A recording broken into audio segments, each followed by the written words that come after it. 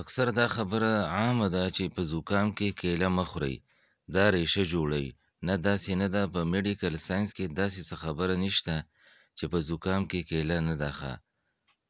کیله کې فایبر دي، هغه د کولمو دپاره ښه ده، ویټامین بي 6 دي پکې، کیله انټي اکسیډنټ ده، دا جوړوي. او پوټاشیم دي پکې. کیله په ګرمۍ کې، په یخنۍ کې، په زکام کې بالکل خوړل ښه دي. البته د چا مرۍ خرابوي نو ډیره یخه خوراک یې نه پکار، لکه څنګه چې نور یخ خوراک ولنۍ ښه چې د فریج نه راوالي او یخ یې وخوري. د عام ټمپریچر لکه څنګه چې عام ټمپریچر وي په دغسې هغې ټمپریچر وي نو هغه خوړل پکار دي.